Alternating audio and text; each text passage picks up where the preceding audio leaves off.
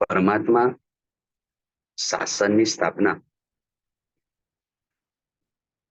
જગતના જીવોનું કલ્યાણ થાય, જગતના જીવોનું હિત થાય, જગતના જીવોને સાચા સુખની પ્રાપ્તિ થાય, એના માટે પરમાત્મા શાસનની સ્થાપના કરતા હોય છે. પરમાત્મા હાજર હોય ત્યાં સુધી પરમાત્માના હાથેથી જગતના જીવોનું હિત થાય. પરમાત્મા નિર્વાણ પામે, પરમાત્માના શાસનની ધુરા એ આચાર્ય ભગવંતો સંભાળે છે.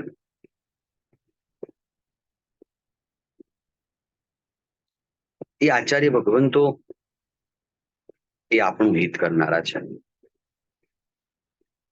પરમાત્મા મહાવીર સ્વામીના શાસનની વાત કરીએ. પરમાત્મા મહાવીર સ્વામીએ 72 વર્ષનું પરમાત્માનું આયુષ્ય, 30 વર્ષે પરમાત્માએ દીક્ષા લીધી, 12.5 વર્ષની પરમાત્માની સાધના થઈ અને પછી પરમાત્માને કેવળ જ્ઞાનની પ્રાપ્તિ થઈ અને પછીના 30 વર્ષ આસપાસ પરમાત્માનો કેવળી પર્યાય, અને એ કેવળી પર્યાયની અંદર પરમાત્માએ જગતના જીવોનું હિત કર્યું. પરમાત્માએ જગતના જીવોનું હિત કર્યું. પછીના 21,000 વર્ષ સુધી આ શાસનની અંદર આચાર્ય ભગવંતો એ જગતના જીવોનું હિત કરશે અને એ જગતના જીવોનું કલ્યાણ કરશે.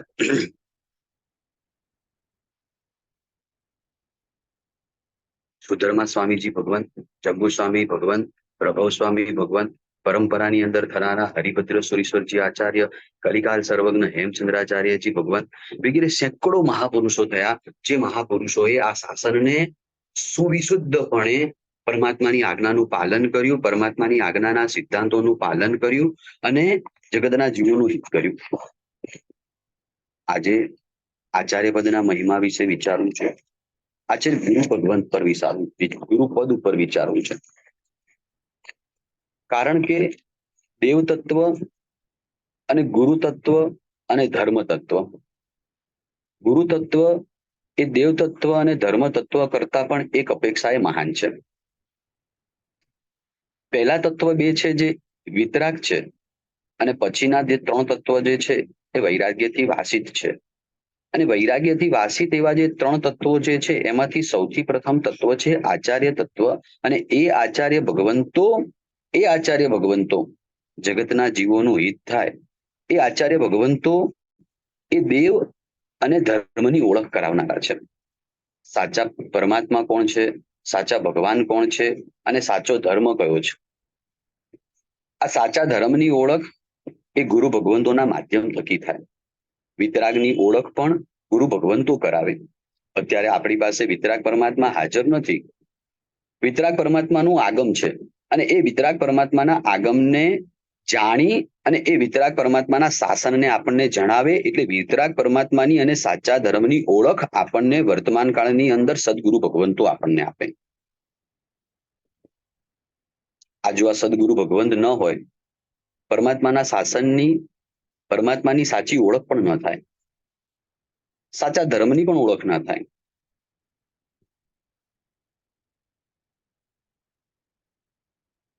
મને જો આ સદગુરુ ભગવંતો ન મળ્યા હોત તો પરમાત્માના વાતોને હું કેવી રીતે જાણી શકત?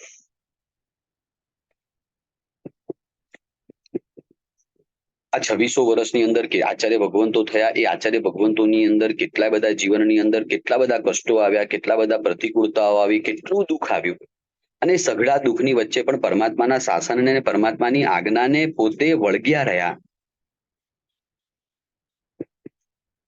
પંચાચારનું પાલન કરવામાં પોતે, કારણ કે આચાર્ય ભગવંતનો પોતાનો ગુણ જ છે કે જે પંચાચારનું પાલન કરવામાં પોતે પવિત્ર હોય, વિશુદ્ધ સિદ્ધાંતોની પોતે દેશને આપતા હોય અને પરોપકાર કરવામાં પરાયણ હોય. બહુ મજાનો આચાર્ય ભગવંતનો એક ગુણ છે વિશુદ્ધ સિદ્ધાંતની દેશને આપનારા. કોઈ કાળે, કોઈ પણ સમયે, કોઈ પણ આચાર્ય ભગવંતો પરમાત્માની આજ્ઞાની બહાર જઈ અને દેશના નથી આપતા.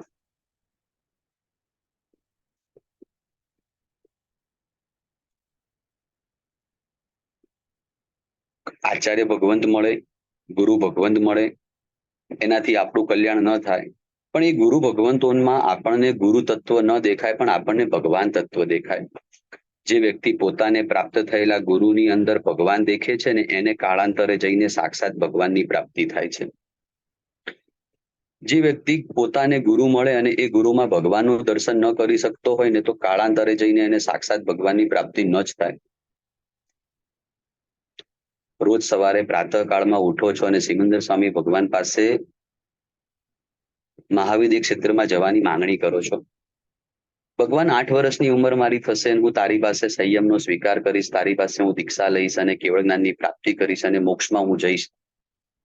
મસ્ત મજાનો એક પરમાત્માએ એ સાધકને કહ્યું કે બેટા, મહાવિદ્ય ક્ષેત્રમાં તું આવીશ, પણ તું મને ઓળખી કેવી રીતે શકીશ? કે હું જ પોતે જ સિમંદર સ્વામી છું, હું પોતે જ વિતરાગ છું. કારણ કે તને અત્યારે ભરત ક્ષેત્રની અંદર જે આચાર્ય ભગવંતો મળ્યા છે એમાં તને ભગવાનનું દર્શન થતું નથી, તો કાળાંતરે તને મારામાં ભગવાનનું દર્શન કેવી રીતે થશે? અહીંયા પ્રાપ્ત થયેલા ગુરુ ભગવંતોમાં જે વ્યક્તિ ભગવાનનું દર્શન નથી કરી શકતો ને એને કાળાંતરે સિમંદર સ્વામી ભગવાન પણ પ્રાપ્ત થઈ જાય ને તો પણ એને એ ભગવાનની અંદર પરમાત્માનું દર્શન થશે કે નહીં થાય એ મોટો વિચારણીય પ્રશ્ન છે. આજે દેરાસરમાં જઈએ છીએ, પરમાત્માની પ્રતિમામાં પણ આપણને ભગવાન નથી દેખાતા, આપણને પથ્થર દેખાય છે. સદગુરુ ભગવંતોના ઓરામાં જઈએ છીએ, સદગુરુ ભગવંતોની નિશ્રામાં જઈએ છીએ, એ સદગુરુ ભગવંતોની અંદર આપણને વ્યક્તિ દેખાય છે, એ વ્યક્તિમાં દોષો દેખાય છે, એ વ્યક્તિની અંદર આચારોમાં ખામી દેખાય છે, એ વ્યક્તિની અંદર ગુણોમાં ખામી દેખાય છે.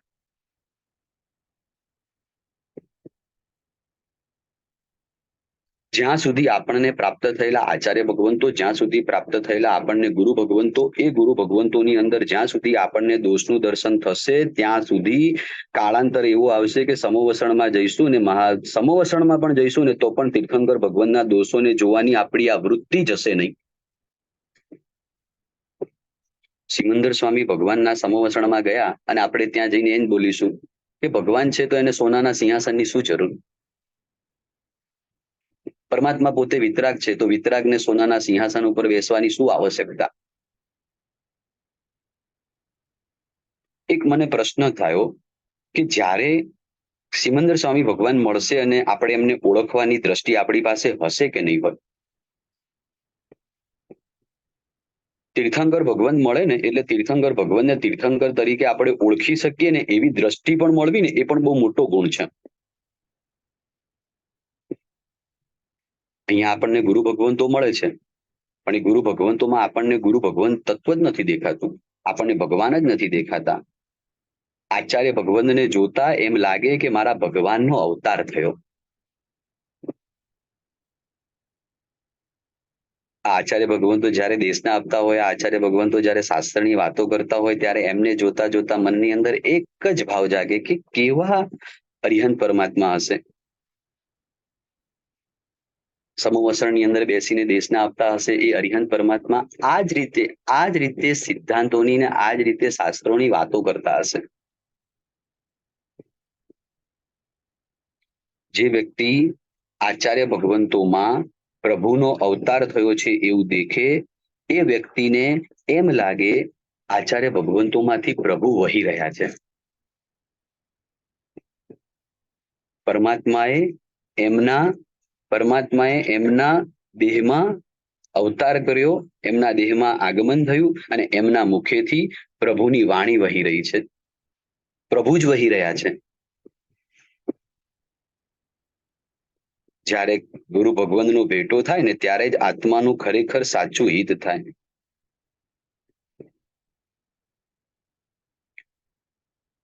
ગુરુ જ્યારે આપણને પ્રાપ્ત થાય ત્યારે જ આપણા ભવના અંતની શરૂઆત થાય છે. સમ્યક દર્શનની પ્રાપ્તિ, સમ્યક જ્ઞાનની પ્રાપ્તિ, સમ્યક ચારિત્રની પ્રાપ્તિ પણ સદગુરુ ભગવંતોના સાનિધ્ય થકી થાય છે. કારણ કે શાસ્ત્રની અંદર એમ કહેવામાં આવે કે જે વ્યક્તિ સ્વયં સબુદ્ધ હોય એ બહુ જીવો અલ્પ છે. પોતાની મેળે બોધ પામે એના કરતા થોડાક વધારે હોય પણ આ જગતની અંદર સૌથી વધારે બોધ કોઈ પામનારા હોય ને તો એ છે ગુરુ ભગવંતોનું આલંબન લઈ, ગુરુ ભગવંતોની દેશનાનું શ્રવણ કરી અને પછી પોતે બોધ પામનારા હોય છે.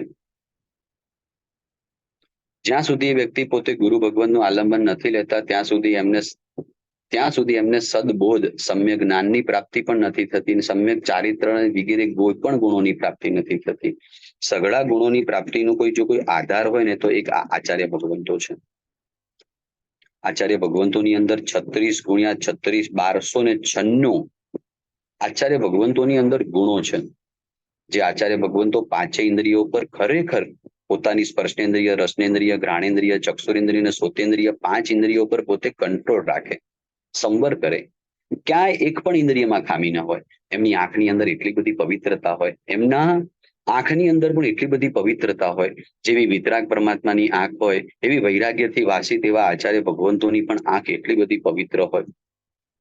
પાંચે ઇન્દ્રિયમાંથી કોઈ પણ ઇન્દ્રિયમાં પોતાનામાં દોષ નથી અને પાંચે ઇન્દ્રિયને પોતે સંવર કરી રહ્યા છે અને એટલા મજાના ગુણોનું પાલન કરી રહ્યા છે, જે 9 પ્રકારના બ્રહ્મચર્ય વ્રતનું વાળોનું પાલન કરે. જે આચાર્ય ભગવંતો 4 કસાયથી મુક્ત હોય, અહીંયા હું જાગ્રત થાઉં ત્યારથી માંડીને રાત સુધીની અંદર કેટલા પ્રકારના કસાયોને હું કરું છું. એક ક્ષણ માટે કદાચ મારી એમ નથી જતી કે મારા ક્રોધ, માન, માયા અને લોભમાંથી મુક્ત હોય. ક્યાંક ક્રોધ આવે, ક્યાંક માન આવે, ક્યાંક માયા આવે, ક્યાંક લોભ આવે. 4 કસાયો સતત ને સતત મારા આત્માની અંદર સતાવતા હોય છે. અને જે આ 4 કસાયોને મુક્ત આચાર્ય ભગવંતો હોય છે, ખરેખર એ 4 કસાયોથી મુક્ત એવા આચાર્ય ભગવંતોને હું ભાવપૂર્વક વંદન કરું છું. જે 5 સમિતિ, 3 ગુપ્તિ, જે પંચાચારનું પાલન કરે, એ 5 મહાવ્રતોનું જે પાલન કરે, 36 ગુણોથી જે યુક્ત છે, એવા ગુરુ ભગવંત મારા ગુરુ ભગવંત છે. પરમાત્મા તમે મને નથી મળ્યા એનું મને ખરેખર બહુ દુઃખ છે.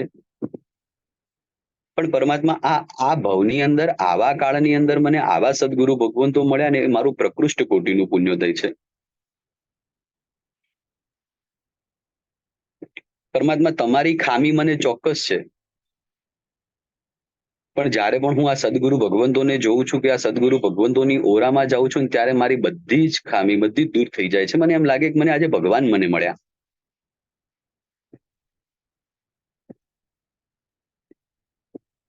મારો બધો જ ભય દૂર થઈ ગયો. મને સંસારમાં પણ હવે કોઈ જ ભય નથી, કારણ કે મારી આંગળી પકડનારા મારા આવા સદગુરુ ભગવંતો છે, જેમને મારી આંગળી પકડી છે. મારા અજ્ઞાનના અંધકાર બધા જ દૂર થઈ ગયા, કારણ કે મારી આંગળી મારા ગુરુ ભગવંતોએ પકડી છે. એક સદગુરુ ભગવંતની છે ને આંગળી પકડીને રાખજો, એ સંસાર સમુદ્રમાંથી પાર ઉતરશે ને તો એ આંગળી પકડીને આપણને સંસાર સમુદ્રમાંથી પાર લઈ જશે.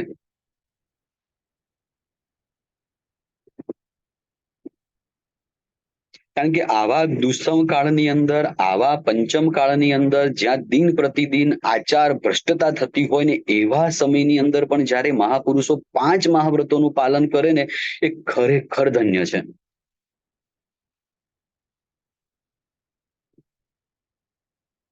મને આનંદ છે કે મને આવા ગુરુ ભગવંતો મળ્યા. હું અત્યંત મારા રૂવાટા ખડા થઈ જાય કે જ્યારે મારા ગુરુ ભગવંતોનો શાસ્ત્રોની, મારા ગુરુ ભગવંતોના મુખેથી પ્રભુની વાતોને શ્રવણ કરું ત્યારે.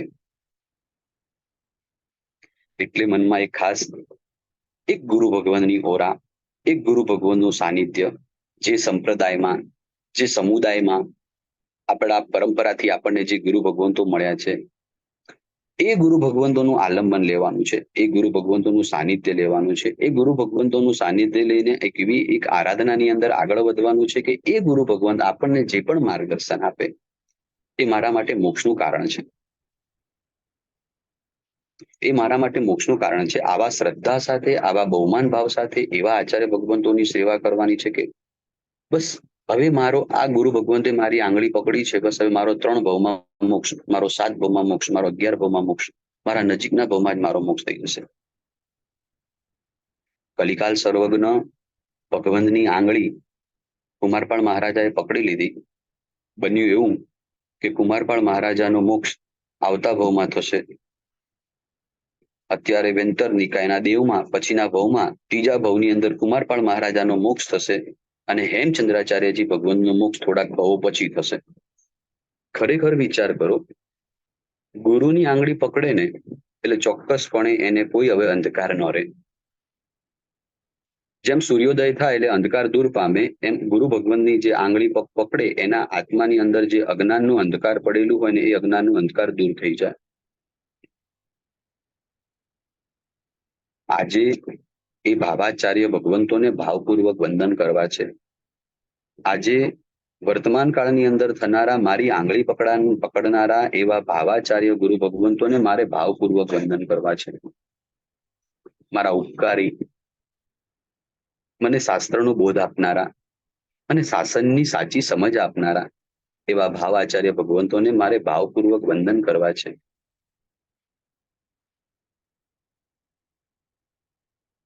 દ્રવ્ય આચાર્ય છે ને ક્યારે કલ્યાણ ન કરી શકે. ભાવાચાર્ય જે છે ને એ જ કલ્યાણ કરે. અને ભાવાચાર્ય કોણ બને?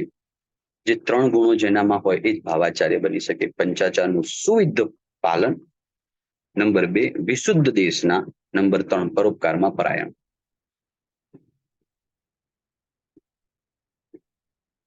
સાંજના સમયની અંદર પૂજ્ય આચાર્ય ભગવાન ભુવન ભાનુસુરીશ્વરજી મહારાજ સાહેબ 10 થી 15 કિલોમીટરનો વિહાર કરી અને સામેના ક્ષેત્રની અંદર પહોંચ્યા. અત્યંત શ્રમ છે, શરીરને થાક લાગ્યો છે. પ્રતિક્રમણ પૂરું થયું અને 7-8 ભાઈઓ આવ્યા અને હાથ જોડીને આચાર્ય ભગવાનને વિનંતી કરે છે, ભગવાન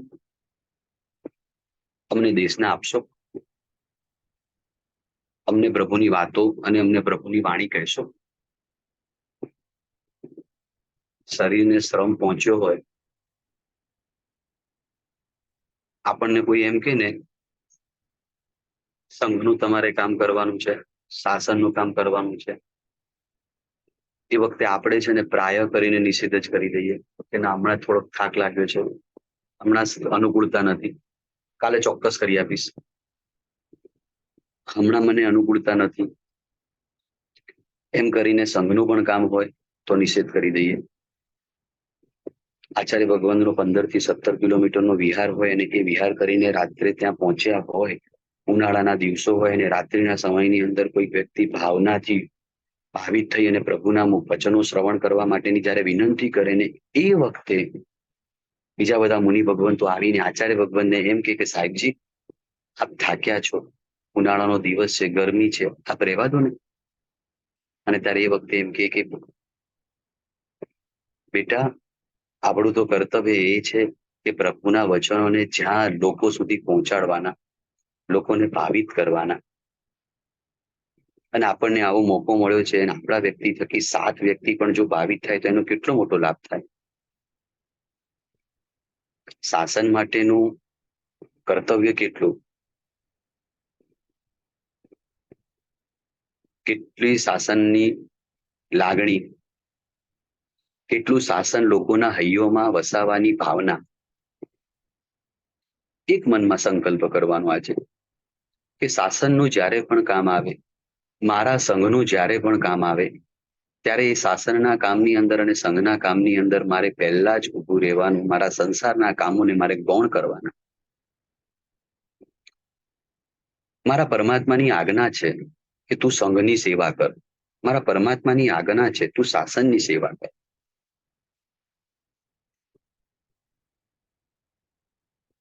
ભાવપૂર્વક એ આચાર્ય ભગવાનને હું વંદન કરું છું કે જેમના હૃદયની અંદર શાસનની નિષ્ઠા છે. શાસન અને અનુશાસન કરનારા. પરમાત્મા શાસનની સ્થાપના કરે અને એ પછી આચાર્ય ભગવંતો એ શાસનનું અનુશાસન કરે.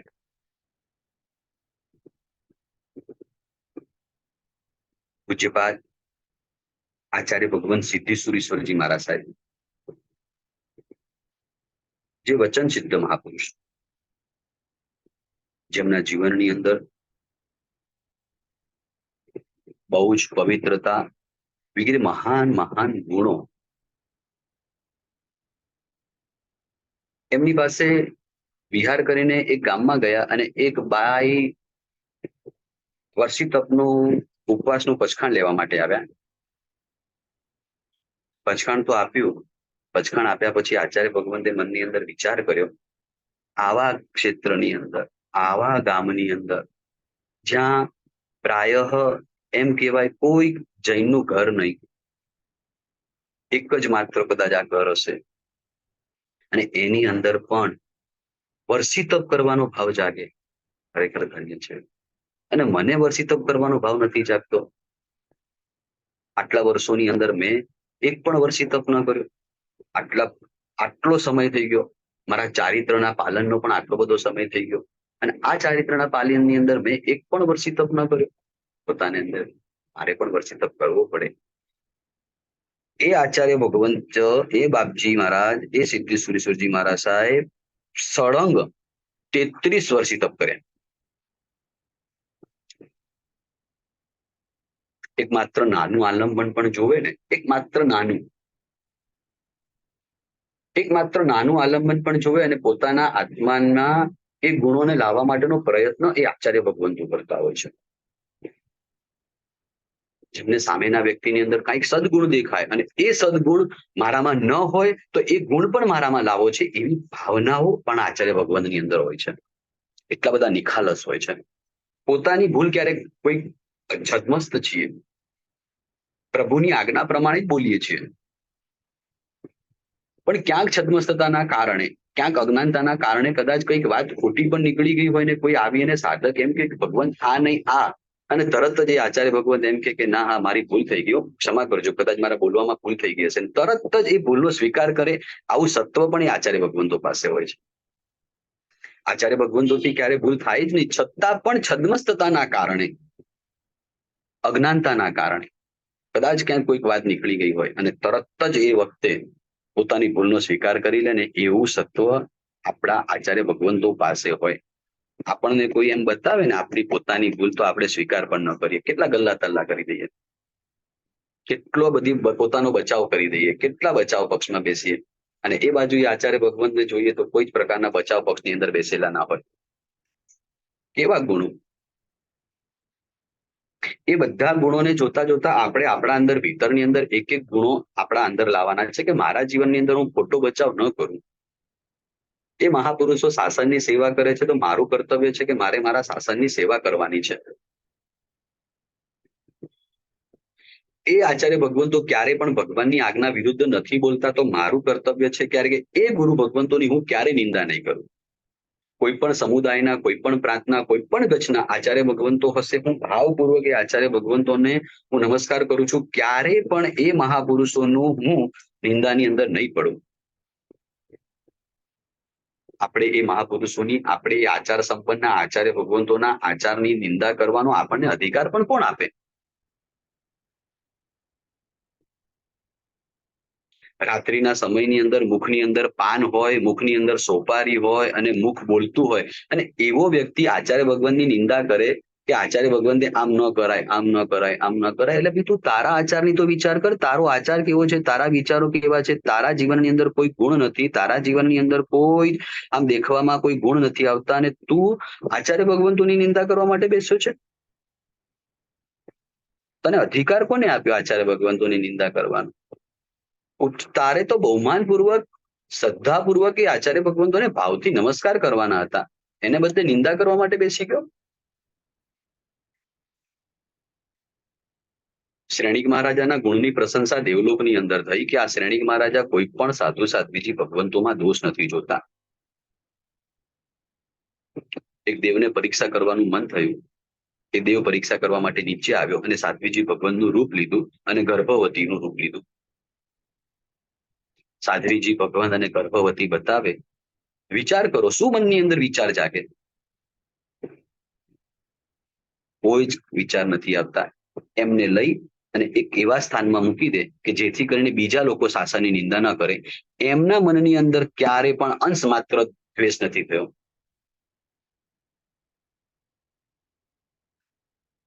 આટલા મોટા નિમિત્તોની વચ્ચે પણ એમને દોષ ન દેખાય ને આપણને તો નાની નાની બાબતોની અંદર આચાર્ય ભગવંતોની અંદર ઉપાધ્યાય ભગવંતોની અંદર સાધુ ભગવંતોની અંદર શ્રમણી ભગવંતોની અંદર નાની નાની બાબતની અંદર દોષ દેખાય તો કે એ મહાપુરુષમાં દોષો દેખીશું તો આપણું કલ્યાણ કેવી રીતે થશે?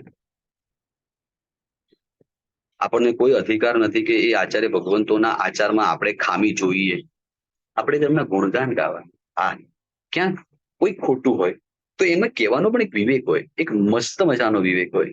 નહીં કેવું એવું પણ નથી કહેતા અમે કે નહીં જ કેવું, પણ એ કહેવામાં પણ એકદમ મીઠાશ હોય, બહુ મીઠું હોય, અને જઈને પણ એકાંતમાં હોય, જગ જાહેર ન કરે કોઈ જગ્યા પર. જે પણ આચાર્ય ભગવંતોની કે સંબંધ ભગવંતોની કે શ્રમણી ભગવંતોની નિંદા કરવામાં આવે ને એમાં આપણા જૈન શાસનની નિંદા થાય, એમાં આપણા જૈન શાસનની અપભ્રાજના થાય, એમાં આપણા જૈન શાસનની અવહેલના થાય. શાસનને ઉન્નતિના માર્ગ ઉપર તો આપણે ન લઈ જઈ શકીએ, કદાચ બનવા જોગ છે કે એટલું આપણું શાસન સામર્થ્ય ન હોય, પણ આપણા નિમિત્તે શાસનને માલિન્યતા શું કેમ આપણે કરાવીએ? શું કેમ શાસનની નિંદામાં આપણે ભાગીદાર? શા માટે શાસનની નિંદામાં આપણે નિમિત્ત બનવાનું? શાસનની નિંદામાં આપણે ક્યારેય પણ નિમિત્ત ન બનાય. અત્યંત અત્યંત ગુણોના ધારણ કરનારા આચાર્ય ભગવંતો છે. પૂજ્યપાદ આચાર્ય ભગવાન રામચંદ્ર સુરીશ્વરજી મહારાજ સાહેબ છે કે અમદાવાદની અંદર ભદ્રકાળી માતાનું એક મંદિર, અને ત્યાં દર વર્ષે બોકડાની હિંસા થાય, કેટલાય બોકડાઓને ત્યાં વધ કરે અને મારી નાખે. અને એ આચાર્ય ભગવંતે એ અમદાવાદની અંદર સેંકડો પ્રવચનો કર્યા, સેંકડો યુવાનોને તૈયાર કર્યા, અને એ ભદ્રકાળી મંદિરની અંદર જે બોકડાનો વધ થતો હતો એ બોકડાનો વધ બંધ કરાવ્યો. ભાવપૂર્વક એ આચાર્ય ભગવંતોને વંદન કરું છું કે જે આ જગતની અંદર આવી અશુભ ક્રિયાઓ થઈ રહી છે, ખોટી ક્રિયાઓ થઈ રહી છે, અને એ ખોટી ક્રિયાઓને એ મહાપુરુષ અટકાવે છે. આપણે હોઈએ ને તો જે ચાલે છે એ ચાલવા દો, એમાં શું વાંધો છે? જે ચાલે છે એ ચાલવા દો, ખોટું ચાલે તોય ચાલવા દો. અને અહીંયા તો આપણા આચાર્ય ભગવંત નહીં, જ્યાં ખોટું જ છે એને પ્રેમપૂર્વક કહેવાનું, સાયણા કહેવાનું, વાયણા કરવાનું, ચોયણા કરવાની, વળી ચોયણા કરવાની. શિષ્ય પણ ખોટું કરે તો એને પેલા પ્રેમથી સમજાવવાનું, બેટા ખોટું છે, પછી શાંતિથી સમજાવવાનું, પછી થોડો કડક, હજી કડક, હજી કડક. ક્યાંક શિષ્યનું હિત થાય એના માટે થઈને કદાચ લાફો પણ કદાચ આપી દેવો પડે તો પણ એ શિષ્યના આત્માની ઝંખના માટે, જે શિષ્યના આત્માના કલ્યાણ માટે ક્યારેક કદાચ લાફો પણ મારવો પડે તો મારવો પડશે. કારણ કે નહીં મારું તો શાસનને નુકસાન પહોંચશે, નહીં મારું તો એને નુકસાન પહોંચશે, નહીં મારું તો એના આત્માનું હિત થઈ જશે. હું પદ ઉપર છું, હું બેસ્યો છું, મારું કર્તવ્ય છે કે એ લોકો ખોટા માર્ગ ઉપર જતા હોય તો એ લોકોને ખોટા માર્ગ ઉપર જતા મારે અટકાવવાના હોય. મારી એક ફરજ છે. આ સંઘ મને પ્રભુએ સોંપ્યો છે. આ સંઘને મારે પણ સારી રીતે સેવા કરવાની છે ને 21,000 વર્ષ સુધી આ સંઘને પહોંચાડવાનું છે. ભૂતકાળની અંદર એક સાવધ્યાચાર્ય કરીને ભગવંત થઈ ગયા.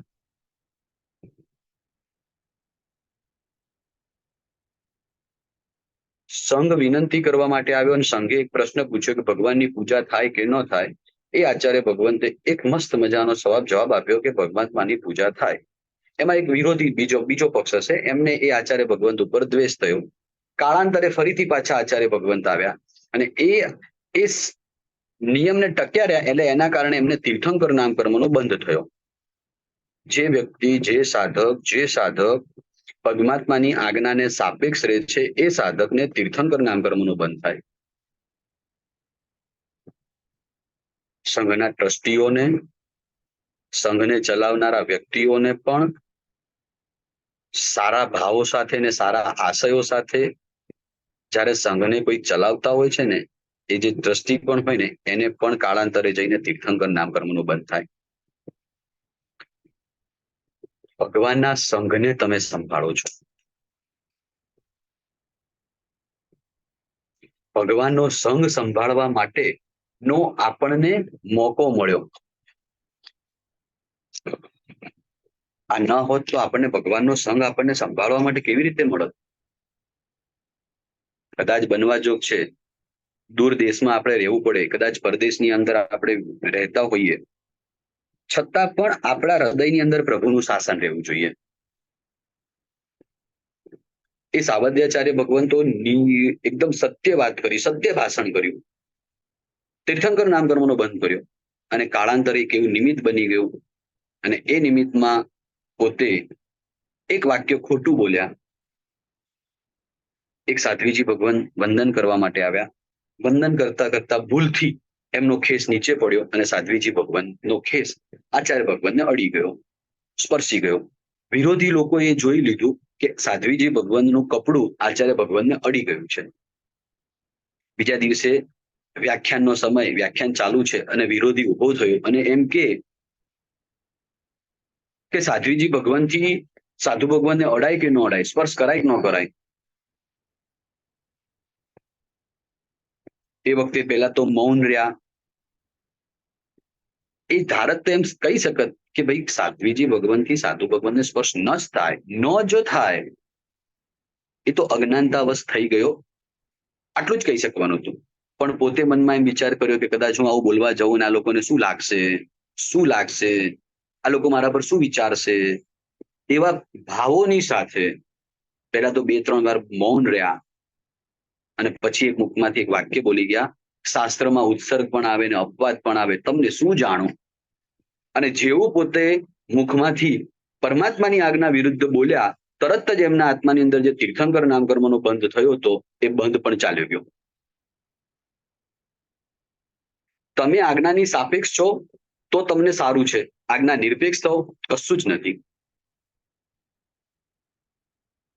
જે પરમાત્માને વફાદાર રહે છે, જે પરમાત્માને વફાદાર રહે છે, જે સંઘને વફાદાર રહે છે, જે શાસનને વફાદાર રહે છે, એને આ શાસન તીર્થંકર પદ પણ આપે છે. અને જે આ વ્યક્તિ સંઘને શાસનને વફાદાર નથી રહેતો એને એને એ જ વ્યક્તિને 7મી નરક પણ મળે.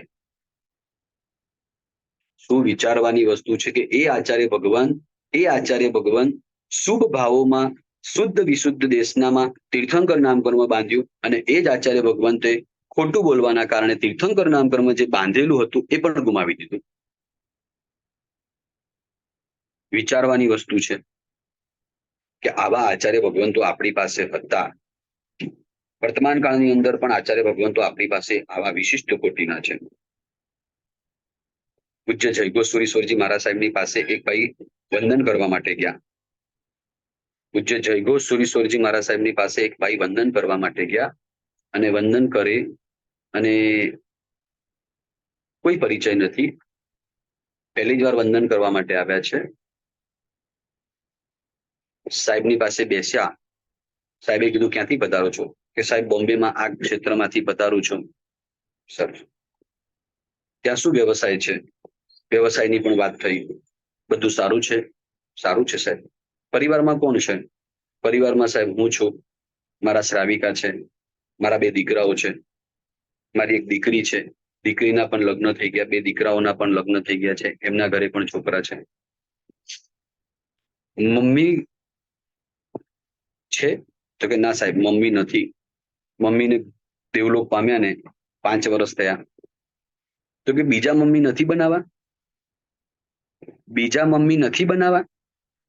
એટલે ઓલા ભાઈ તો વિચારમાં પડી ગયા, બીજા મમ્મી કેવી રીતે બને?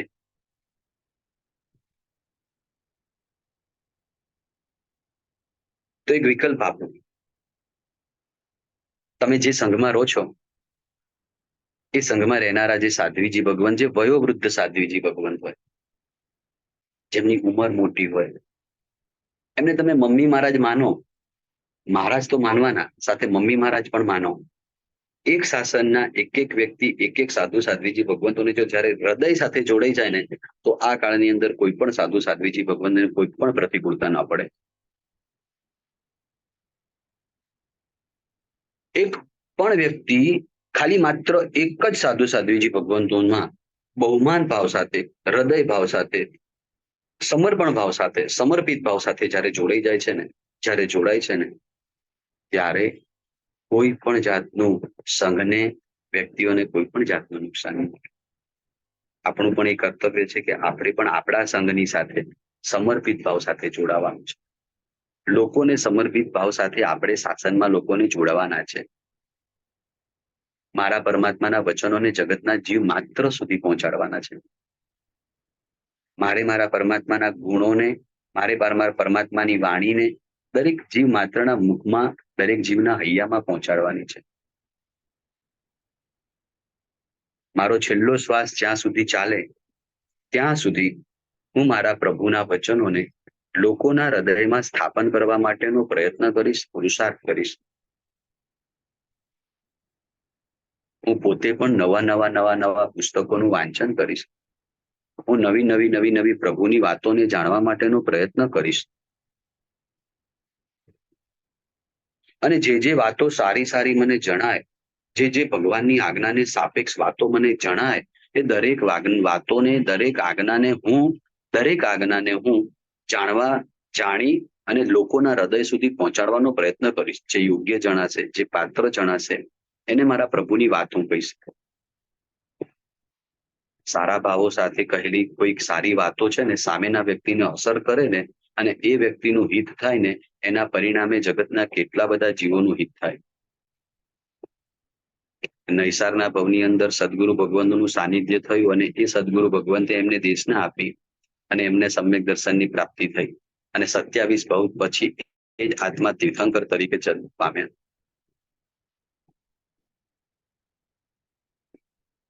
સદગુરુ ભગવંતોનું આટલું બધું સામર્થ્ય છે.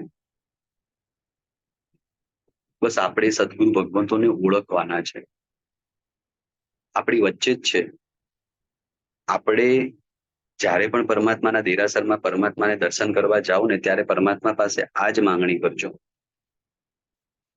પૈસાની માંગણી ઘણી વાર કરી હશે, શરીર સારું રહે એની માંગણી ઘણી વાર કરી હશે, સંપત્તિ માટે, શરીર માટે ઘણી વાર માંગણી કરી હશે, પોતાને પુત્ર રત્નની પ્રાપ્તિ થાય કે પોતાના દીકરા દીકરીઓને સારું થાય, આવી માંગણી પણ કદાચ સંસારમાં ઘણા લોકોએ કરી હશે. પણ ખાલી એક વાત કરવી છે, આજે દેરાસરમાં જઈને ભગવાન પાસે એક માંગણી એ જ કરવાની કે ભગવાન મને સદગુરુ ભગવંતોની પૂરા જલ્દીમાં જલ્દી મને મળો. આજે આચાર્ય પદની આરાધના છે. મને ભાવાચાર્યની જલ્દીમાં જલ્દી પ્રાપ્તિ થાવ અને એ ભાવાચાર્યની મને પ્રાપ્તિ થાય અને હું મારું જીવન એ ભાવાચાર્યના ચરણોની અંદર સમર્પિત કરું.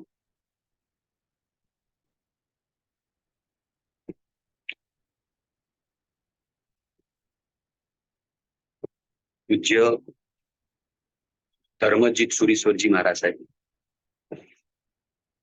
કેવો પરમાત્મા પ્રત્યેનો વિનય ભાવ, કેવો પરમાત્મા દર્શનની તલસના, કેવો પરમાત્માના દર્શન પ્રત્યેનો અવિહળ કોટીનો રાગ. એ વિહાર કરતા હોય અને એ વિહાર કરતા સીધો જ વિહાર હોય અને આમ 4, 5, 6, 7, 8, 9, 10 કિલોમીટર અંદર જવાનું હોય અને એ 10 કિલોમીટર અંદર જાય, પરમાત્માના દર્શન કરે, 10 કિલોમીટર પાછા આવે, પછી વિહાર કરે.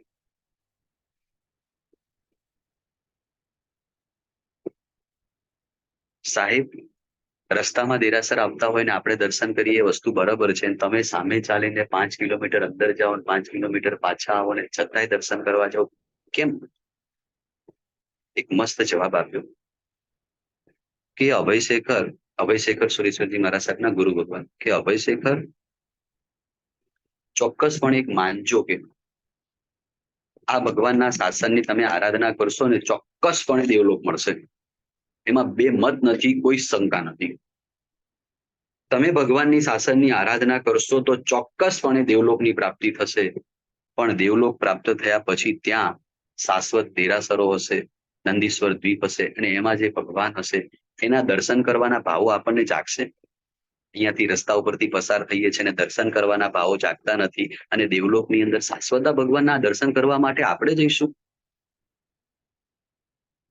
મનમાં એવી ભાવના થાય, એક વીક થઈ ગયું, કદાચ ત્યાં નજીક હોય દેરાસર, સમજી શકાય તો જઈ શકાય. કદાચ દેરાસર નજીક ન હોય ને દૂર હોય તો કદાચ 15 દિવસે એકવાર, મહિનામાં એકવાર, નહીં ભગવાનની સાથે મારો થોડો ઋણાનુબંધ જોડાયેલો રહે, ભગવાનની સાથે મારે થોડો પ્રીતિભાવ જોડાયેલો રહે.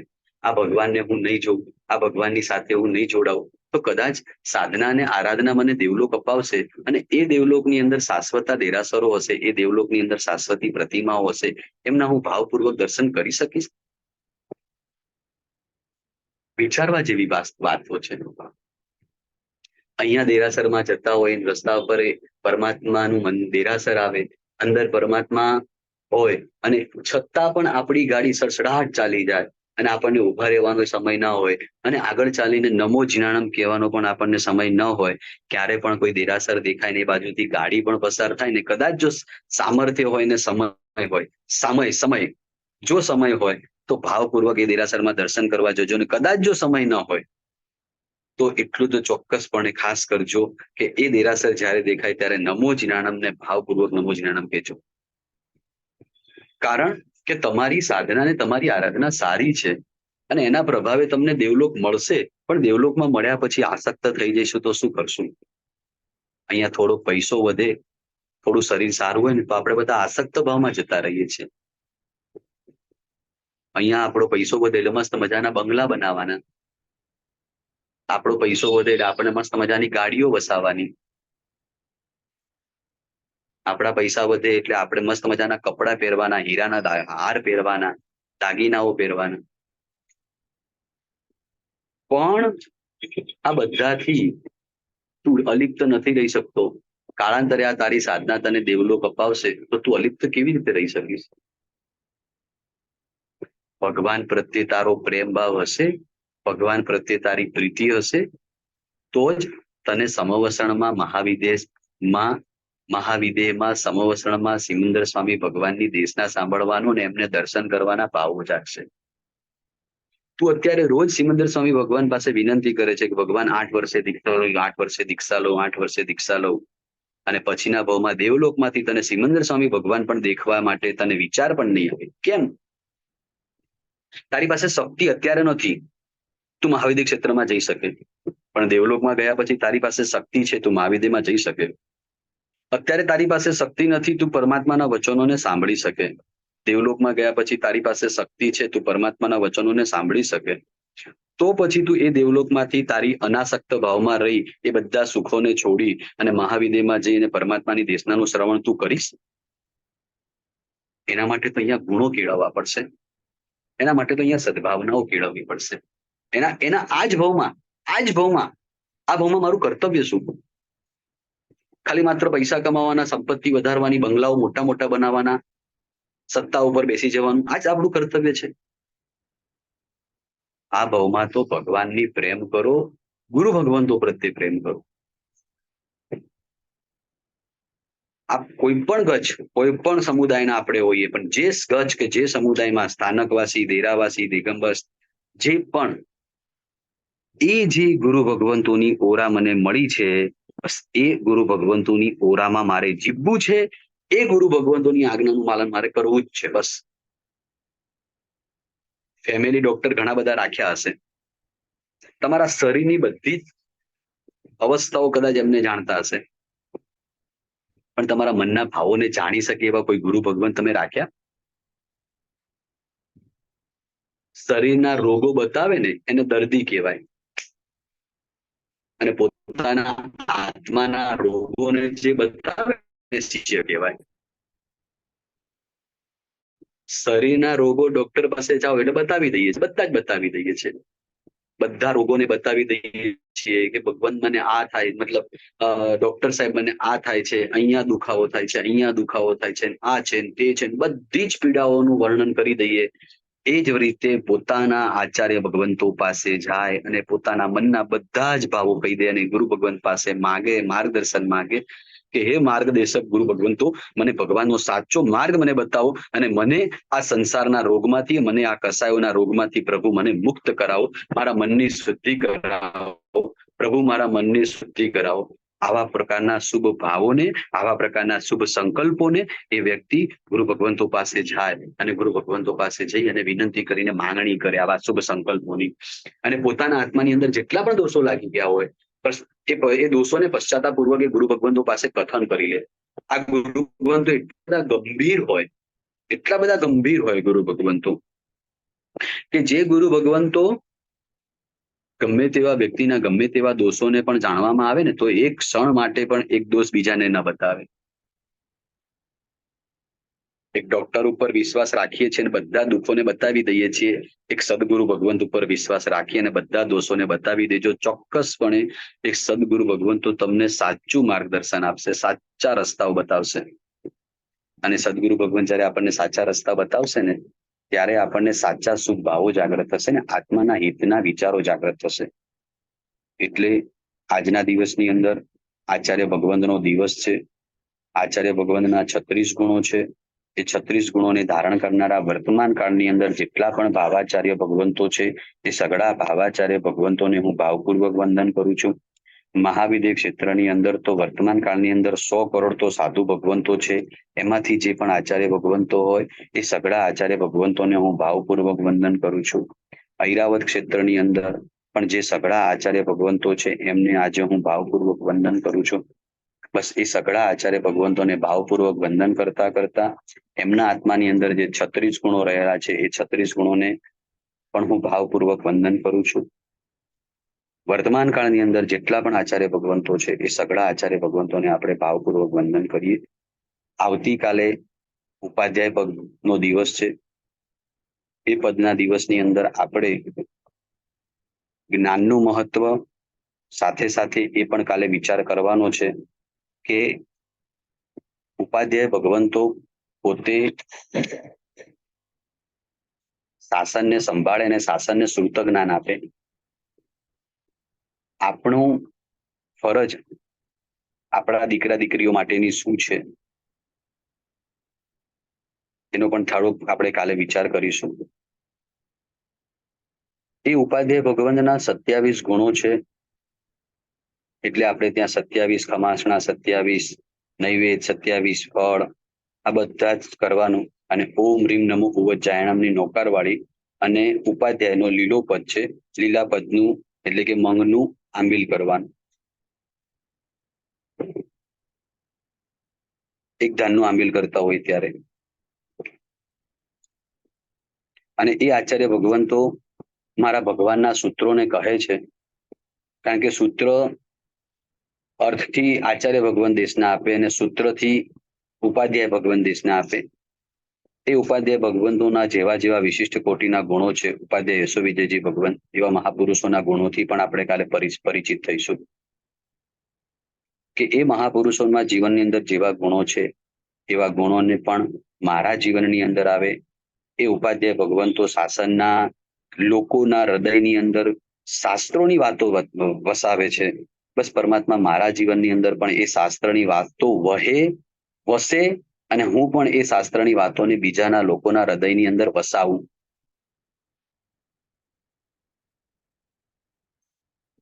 આપણે શ્રીપાળ મહિનાના જીવનની અંદર આપણે આગળ વધીએ.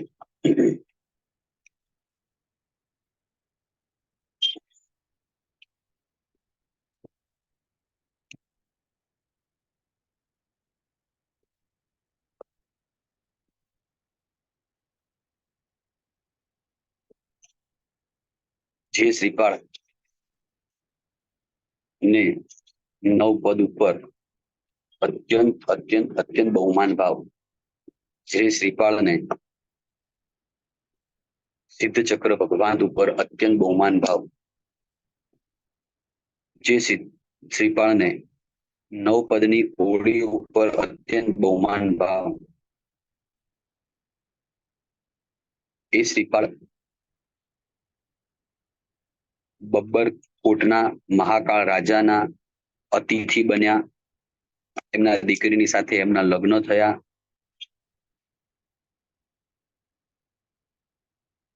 અને આગળ ઘટના ચાલુ થાય છે. હવે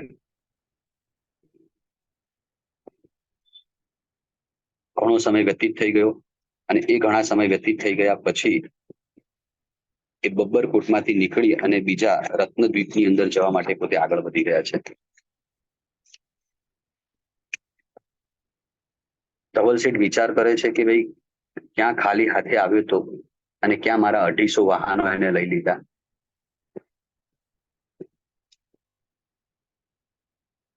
પુણ્યવાન વ્યક્તિ જે છે ને એ જ્યાં પણ જાય ને એનું પુણ્ય એને સાથ જ આપતું હોય છે, અને પુણ્યના પ્રભાવથી જ મળે છે. સંપત્તિના ક્ષેત્રમાં પુણ્ય છે, સાધનાના ક્ષેત્રમાં પુરુષાર્થ છે. સંપત્તિના ક્ષેત્રમાં પુણ્ય છે, સાધનાના ક્ષેત્રમાં પુરુષાર્થ છે. એના બદલે આપણે ઉલટું કરી દીધું છે. સાધનાના ક્ષેત્રની અંદર આપણે પુણ્ય માની લઈએ છીએ, અને સંપત્તિના ક્ષેત્રની અંદર આપણે પુરુષાર્થ માનીએ છીએ. શ્રીફળનું ભાગ્ય જુઓ ખાલી. શ્રીફળ જ્યાં જઈને ઉભા રહે ત્યાં સંપત્તિ મળે અને સ્ત્રી રત્ન મળે, બધું જ સામે ચાલીને એને પ્રાપ્ત થાય. શ્રીફળ પાછા વાહણોમાં બેસી અને એક રત્નદ્વીપની અંદર એક જાય, અને બધા રત્નદ્વીપની અંદર ઉતર્યા, અને ત્યાં ઉતર્યા પછી ધવલ પોતાની પાસે તો હવે 250 વાહનો રહ્યા, અને એ વાહનોની અંદર જે માલ સામાન વગેરે બધો પડ્યો તો એને વેચવાનો અને પાછી નવી સંપત્તિ ભેગી કરવાના વિચારોમાં લાગી ગયા. શ્રીપાલને કોઈ મનમાં એવો વિચાર નથી આવતો. અને એ વખતે પેલો ધવલ આવીને એમ કે છે કે અહીંયા આપણે કામ ધંધા કરવા માટે આવ્યા છીએ, બેસી રહેવા નથી આવ્યા. ત્યારે શ્રીપાળ એમ કહ્યું, મારા વાહણો છે, તમે સંભાળો. ઓલાને જોતું જ તું, કારણ કે જેને ગોટાળો કરવો હોય ને એને કંઈક વસ્તુ મળે ને એને આનંદ થાય. પણ ક્યારે પણ પુણ્યવાન વ્યક્તિની છે ને સંપત્તિ તમે છીનવી જ ના શકો. એના મનની અંદર ધવલના મનની અંદર વાલા ચાલુ થયા. મનની અંદર વિચાર થયો કે બસ હવે મને સારામાં સારો માલ પડશે, લઈને સારા ભાવે વેચીશ અને સસ્તા ભાવ આપીશ. કોઈ પુણ્યવાન મહાપુરુષોને મનમાં કોઈ ચિંતા જ ના હોય. આપણા મનમાં કેટલી ચિંતા, બિઝનેસની કેટલી ચિંતા, વ્યવસાયની કેટલી ચિંતા. સવારથી માંડીને સાંજ સુધીમાં કેટલા વ્યવસાયના ટેન્શન કરીએ, અને પછી લાખો રૂપિયા કે કરોડો રૂપિયાની સંપત્તિઓ પ્રાપ્ત થાય, અને છતાં પણ સમાધિ તો પાછી મળે જ નહીં. ખરેખર ક્યારેક મનની અંદર વિચાર આવે છે કે તારે સમાધિ જોવે છે કે તારે સંપત્તિ જોવે છે? તું મોટો છે એવું તારે દેખાવું છે કે ખરેખર તારા મનમાં બહુ જ સુખ છે એવું તારે માનવું છે? તું મોટો છે એવું તારે દેખાવું છે કે તારે ખરેખર મનમાં સુખ માનવું છે? બસ ખાલી માત્ર ને માત્ર દેખાવ દેખાવ દેખાવ. બહુ મસ્ત મજાની એક વાત હમણાં વાંચી હતી. સૌથી મોટામાં મોટો કોઈ ખાડો હોય ને તો એ છે દેખાડો. સૌથી મોટામાં મોટો ખાડો દેખાડો. અને જ્યારે વ્યક્તિ દેખાડાની ભાવનાઓ જાગે એટલે પછી તો બધું ધીમે ધીમે ધીમે ધીમે ધીમે બસ હું મોટો છું પણ અન્ય અંદરથી તો કોઈ આનંદ જ નહીં રહે. તો તારે આનંદમાં જીવવું છે કે ખાલી દેખાડામાં જીવવું છે? સંપત્તિ પાછળ ભાગવાનો કોઈ નિષેધ નથી, છતાં પણ એ સંપત્તિ જો મારા આનંદને છીનવી લેતી હોય ને તો એ સંપત્તિ મારે નથી જોતી. શ્રીપાળની અંદર કોઈ સંપત્તિ પ્રત્યેનો આસક્તિ ભાવ નથી, કારણ કે શ્રીપાળને વિશ્વાસ 9 પદ ઉપર હતો. શ્રીપાળને વિશ્વાસ આરાધના ઉપર હતો. ધવલ શેઠને તો જોઈતું મળ્યું, ધવલ શેઠ તો વ્યાપાર ચાલુ કર્યો. અને આ બાજુ રત્નદ્વીપની અંદરથી એક શ્રાવક એ શ્રીપાળ મહારાજા પાસે આવે છે અને વિનંતી કરે છે કે હું આ ગામનો છું, અને ઘટના કે છે કે અમારા ગામના રાજા કનકકેતુ રાજા દેરાસરમાં પરમાત્માના દર્શન કરવા ગયા, અને પોતાની દીકરી મદન મંજુષા પરમાત્માની આંગી કરે છે. સોનાના વરખોથી ભગવાનની આંગી કરે છે, અને એક એક વરખની અંદર એક એક રત્નોને જોડે છે. અદ્ભુત કોટીની પરમાત્માની આંગી કરે છે. અને એ જ આંગી જોઈ અને બહાર બેસેલા પોતાના પિતાજીને મનમાં વિચાર આવ્યો કે મારી આટલી દીકરી ગુણિયલ છે, તો એના લગ્નને યોગ્ય કોઈ ભરતાર મળશે, પતિ મળશે કે નહીં મળે? ખરેખર અહીંયા વિચારવાનું છે કે દેરાસરમાં બેઠા હોય ને ત્યારે કોઈ અયોગ્ય વાતો કે અયોગ્ય વિચારો પણ ના આવવા જોઈએ. દેરાસરમાં જઈએ છીએ એટલે બસ માત્ર ને માત્ર પ્રભુ અને હું, બીજું કાંઈ જ નહીં. દેરાસરમાં ઓલો પૂજા બરાબર નથી કરતો, આને મુખોશ નથી બાંધ્યો, આ આંગળી બરાબર પૂજામાં નથી મૂકતો. આ બધું ખરેખર આપણે જોવાનું કર્તવ્ય નથી. આપણું જોવાનું કર્તવ્ય છે ખાલી માત્ર ને માત્ર ભગવાનને જોવાનું કર્તવ્ય છે. એ ભગવાનને મૂકીને બીજું જોવું આપણને કેવી રીતે ગમે?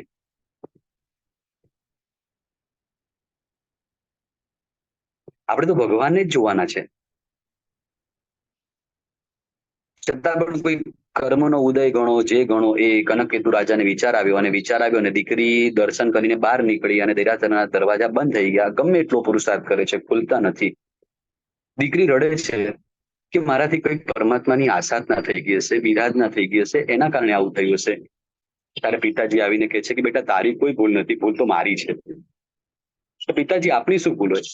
બેટા તું દેરાસરમાં હતી ને ત્યારે મનની અંદર મને આવો વિચાર આવી ગયો કે તારો કોઈ યોગ્ય ભરતાર મળશે કે નહીં મળે. મારી ભૂલ થઈ ગઈ યારી, એના કારણે જ આ દેરાસરના દરવાજા બંધ થઈ ગયા. બહુ જ પ્રયત્ન કર્યો છે, ખુલતા જ નથી. એ રાજા 3 દિવસનો ઉપવાસ કર્યો. જ્યાં સુધી આ દેરાસરના દરવાજા નહીં ખુલે ત્યાં સુધી અહીંયાથી ઉભો જ નહીં થવું. આ પ્રેમ અને આ બહુમાન હોય કે ભગવાન આપણાથી ક્યારેક રીસાઈ જાય ને તો મનાવતા પણ આપણને આવડવા જોઈએ. સંસારમાં કોઈ વ્યક્તિ રીસાઈ જાય ને એને ઘણા બધા મનાવીએ છીએ. પોતાનો દીકરો રીસાઈ જાય તો એને મનાવીએ, પોતાની દીકરી રીસાઈ જાય તો એ મનાવીએ, પોતાના શ્રાવક રીસાઈ જાય તો મનાવીએ, પોતાની શ્રાવિકા રીસાઈ જાય તો કદાચ મનાવીએ. સંસારના પ્રત્યેક વ્યક્તિને રીસાઈ જાય ને તો મનાવીએ છીએ. ત્યારે ભગવાન પાસે જઈને રીસાઈ ગયા છો, ભગવાન તમે હું તમને મનાવું, આવો વિચાર પણ મનમાં ના આવે.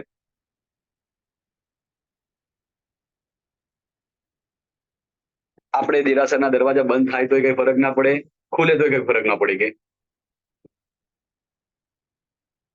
આપણા દેરાસરના દરવાજા બંધ થઈ જાય કે ખુલી જાય આપણને શું ફરક પડે? ખુલ્લા હોય તો જઈશું, બંધ હોય તો કઈ વાંધો નહીં. પણ જ્યાં ભગવાન ત્યાં સુધી તું મને હવે નહીં દેખાય ત્યાં સુધી મારા અન્ન જળનો ત્યાગ કરીશ. 3 દિવસ થઈ ગયા. ત્રીજા દિવસે ચક્કેશ્વરી દેવી આવ્યા અને એમ કે છે કે હું ઋષભદેવની અધિષ્ઠાયિકા દેવી છું, તમે કોઈ ચિંતા નહીં કરો. 1 મહિના પછી કોઈક વ્યક્તિ આવશે અને એના દર્શનથી જ એની દ્રષ્ટિ પડશે ને એનાથી દરવાજા ખુલી જશે, તમે પારણું કરી લો. એવી સાધના ને એવી આરાધના એવી મજબૂત કોટીની હોય ને તો મહાવિદેવમાં રહેલા સિમંદર સ્વામી ભગવાનના અધિષ્ઠાયિક દેવતા દેવી દેવતાને પણ હાજર થવું પડે. પણ એવો બહુમાન જોઈએ, એવો હૃદયનો શ્રદ્ધાભાવ જોઈએ. મહિનો પૂરો થયો, છેલ્લો દિવસ છે. શ્રીપાલની પાસે શ્રાવક આવ્યા છે અને શ્રાવકે આવીને વિનંતી કરી કે ચાલો કે તમે. શ્રીપાલ ધવલને બોલાવે છે ને એમ કે છે કે ચાલો ને દેરાસર દર્શન કરવા માટે, અહીંયા બહુ મસ્ત મજાનું દેરાસર છે, આપણે દર્શન કરવા જઈએ. ત્યારે છે ને ધવલ ના પાડે છે કે મારે પૈસા કમાવાના છે, અહીંયા પૈસા કમાવા માટે આવ્યો છું, દર્શન કરવા નથી આવ્યો. કલ્યાણ મિત્રો છે ને ભાઈ, એ આપણને સારા વિચારો અને સારા સંકલ્પો આપે, સારા રસ્તાઓ બતાવે. ધવલનું કેવી રીતે હિત થાય એની ચિંતા શ્રીપાળને છે, અને શ્રીપાળનું કેવી રીતે નુકસાન કરવું એના વિચારો ધવલમાં છે. શ્રીપાળ માત્ર ને માત્ર ધવલનું કેવી રીતે સારું થાય એ જ વિચારી રહ્યો છે.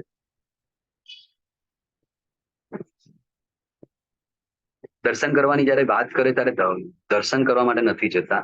શ્રીપાળ મહારાજા દર્શન કરવા માટે જાય. દેરાસરના જેવા દર્શન કર્યા, દરવાજા ખુલી ગયા, ઉગડી ગયા દરવાજા.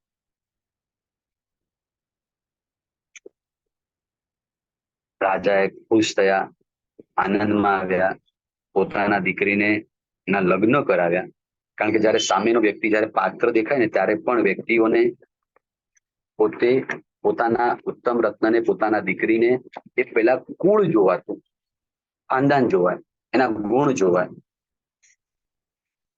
અને યોગ્ય રીતે લેખાયું અને પોતાના મજન મંજુષાના લગ્ન, પોતાની દીકરીના લગ્ન કનકકેતુ રાજાની પુત્રી સાથે કરાવી દીધા.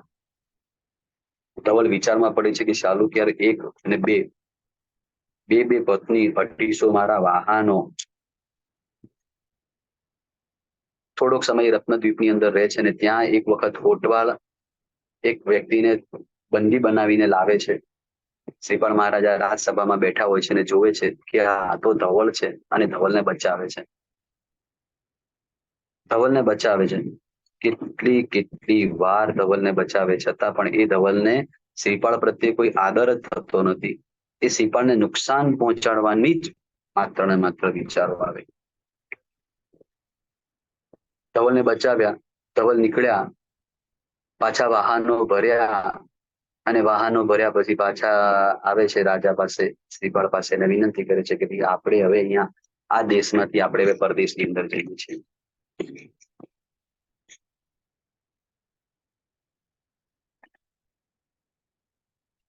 શ્રીપાળ મહારાજા, મૈણા સુંદરી, શ્રીપાળ મહારાજા, મદન મંજુષા અને મદન સુંદરી કે 3 નામ, 2 પત્ની અને શ્રીપાળ મહારાજા એ વાહનની અંદર બેઠેલા છે. એ વખતે શ્રી ધવલના મનની અંદર એક કુવિકલ્પ જાગ્યો, એક ખોટા વિચારો જાગ્યા. આવ્યો તો ખાલી હાથે, અઢળક સંપત્તિનો માલિક બની ગયો, મારા 250 વાહનોનો પણ માલિક બની ગયો, અને સાથે પાછી બી આવી સુંદરમાં સુંદર કન્યાનો પણ પોતે સ્વામી બની ગયો, ભરતાર બની ગયો. ખરેખર આ વસ્તુ ઉચિત નહીં. હવે બધું જ એની પાસેથી પડાવી લો, એને મારી નાખો. જ્યારે કોઈ ખરાબ વિચાર જ્યારે મનમાં જાગે છે ને, પછી જ્યારે વસ્તુ ભેગા કરીએ ને, ત્યારે વસ્તુ ખોટી છે. એટલે શાસ્ત્રમાં 4 ક્રમ બતાવ્યા છે: અતિક્રમ, વ્યતિક્રમ, અતિચાર અને અનાચાર. પાપનો મનમાં વિચાર આવે એ અતિક્રમ, પાપનો મનમાં વિચાર આવે તે અતિક્રમ. એ પાપ પૂરું કરવા માટેના સાધનો ભેગા કરવાની શરૂઆત કરીએ તે વ્યતિક્રમ. પાપ કરવાનું શરૂ કરીએ, હજી થઈ ગયું નથી, શરૂ કરીએ અતિચાર, અને પાપ થઈ જાય એટલે અનાચાર. માને કે આજે મારા આંબીલ છે ને મને રાત્રે ખાવાનો વિચાર આવ્યો, માની લઈએ, એટલે મને રાત્રે ખાવાનો વિચાર પણ આવ્યો ને, એ અતિક્રમ. હું ઉભો થઈ અને રસોડામાં ગયો, વ્યતિક્રમ. ડબ્બાઓ ખોલી દીધા, હાથમાં ભોજનનો કોળિયો લીધો, અતિચાર. મુખમાં મૂકી દીધો, અનાચાર. કોઈ પણ પાપ જ્યારે મનની અંદર જાગૃત થાય ને, એને તરત જ ડિલીટ મારી દઈએ ને, તો એ પાપ આપણને બહુ મોટું નુકસાન નથી પહોંચાડતું. પણ જ્યારે એ જ પાપને, વિચારમાં આવેલું પાપને જ્યારે અમલમાં મૂકી દઈએ છે ને, ત્યારે એ પાપ આપણને ઘણું બધું મોટું નુકસાન પહોંચાડે છે. ધવલના મનની અંદર પાપનો વિચાર આવ્યો, બસ દુષ્ટ બુદ્ધિ જાગી, ખરાબ ભાવના જાગી, અને એ જ વખતે એ ખરાબ ભાવના જાગીને એ ધવલના 4 મિત્રો હતા. એ 4 મિત્રોને બોલાવીને ધવલની વાત કરી, મને મનમાં આવો વિચાર જાગ્યો છે ને હું શ્રીપાળને મારી નાખ. ત્યારે ઓલા 4 મિત્રો એને એમ કે છે કે તને શું બુદ્ધિ સૂજે છે, ગાંડો થઈ ગયો છે કે તારા ઉપર આટલા ઉપકાર કરે ને તને એને મારવાના વિચારો જાગે છે? કલ્યાણ મિત્ર આ છે કે જ્યારે પોતાનો મિત્ર કોઈ ખોટા રસ્તા ઉપર હોય ને, તને એને તરત સાચો રસ્તો બતાવી શકે. માત્ર ને માત્ર એની વાતમાં હા હા હા હા કરે ને, તો એને મિત્ર કહેવાને લાયક પણ નથી. તારું કર્તવ્ય એ છે કે ક્યારેક કોઈ તારો મિત્ર કોઈ ખોટા રસ્તા ઉપર હોય ને, તો એને સાચો રસ્તો બતાવ. ક્યાંક ખોટા માર્ગ ઉપર હોય ને, તેનો કોઈ સાચો માર્ગ બતાવો. એને કદાચ કોઈ ખોટો વિચાર મનમાં જાગી ગયો છે, કઈ ખોટું કરવાનો ભાવ થઈ ગયા છે, તો એનો રસ્તો બચાવો. દીકરા આ ખોટું કહેવાય, ભાઈ મિત્ર આ ખોટું કહેવાય, મિત્ર આ ખોટું કહેવાય, આપણાથી ન થાય. અને જો તારે આવું કરવું હોય, તારે મારે કોઈ સંબંધ નથી રાખવા. અરે જે વ્યક્તિ નુકસાન પહોંચાડે, એને નુકસાન પહોંચાડે, સમાજને નુકસાન પહોંચાડે, સંઘને નુકસાન પહોંચાડે, એના પરિવારને નુકસાન પહોંચાડે, આ બધું તું કરે તો ખરેખર મારે તારી સાથે કોઈ સંબંધ નથી રાખવા. આવું જે હક સાથે કહી શકે ને, એ મિત્ર નથી, એ ખરેખર કલ્યાણ મિત્ર છે. શ્રીપાળના મનની અંદર ખરાબ વિચારો તો જાગી ગયા, વિચારોને વ્યક્ત પણ કરી દીધા મિત્રની સામે.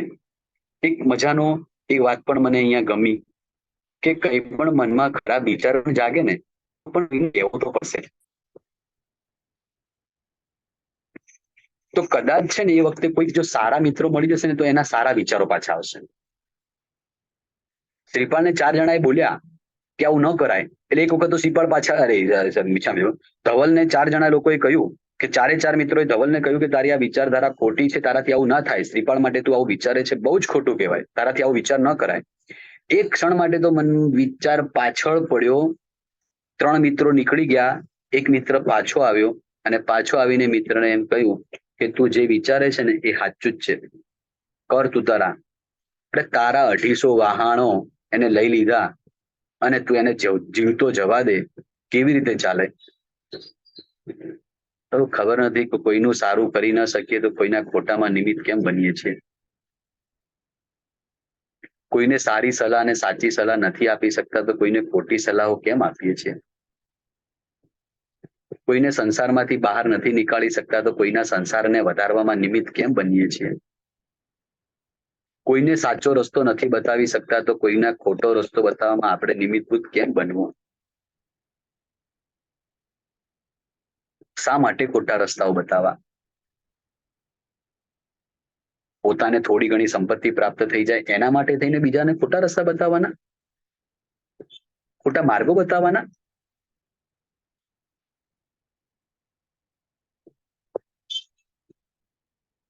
શ્રી ધવલના મનની અંદર ફરીથી પાછો વિચારાતે ઉથલો માર્યો. બસ હવે તો કંઈ પણ ભોગ થાય, કંઈ પણ ભોગ થાય, શ્રીપાલને મારવા મારવા. સારામાં સારી મિત્રતા કરી, સારામાં સારી મિત્રતા કરી. ધવળ મુખમાંથી શ્રીપાલ શ્રીપાલ શ્રીપાલ શ્રીપાલ શ્રીપાલ 24 કલાક શ્રીપાલ. પણ શ્રીપાલ બિચારા એ નથી જાણતા કે ધવલના હૃદયમાં શું છે, ધવલના મનમાં શું છે, શું ચાલી રહ્યું છે. અને એક વખત એક પહાડની ઉપર પોતે ઉભા અને આવીને એમ કે છે કે શ્રીપાલ જો મસ્ત મજાનો મગર છે, 7 મોઢા છે, 7 મોઢા વાળો મગર, જો તું જોવા ના મળે આવો મગર. અને એ વખતે શ્રીપાળ જોવા માટે આમ જાય, આમ જુએ, તરત જ એ ઉપરથી નીચે પાડ્યા. અને નીચે પડે ને એ વખતે તરત જ સૌથી પહેલો મંત્ર નૌકારમાં મંત્ર 9 પદનું અને સિદ્ધ ચક્રનું ત્યાગ.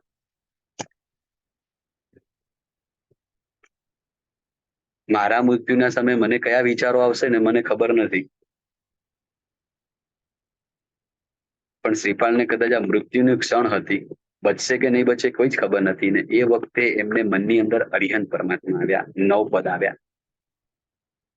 મારી પત્નીનું શું થશે, મારા પૈસાનું શું થશે, મારા દીકરા દીકરીઓનું શું થશે, આવા કોઈ મનની અંદર વિચાર નથી આવતા. એ શ્રીપાલને વિચાર શું જાગ્યો? 9 પદનો વિચાર જાગ્યો. 9 પદનું સ્મરણ કરે. એ ધવળ પ્રત્યે પણ એ વિચાર નથી કરતો કે આને મને ધક્કો માર્યો.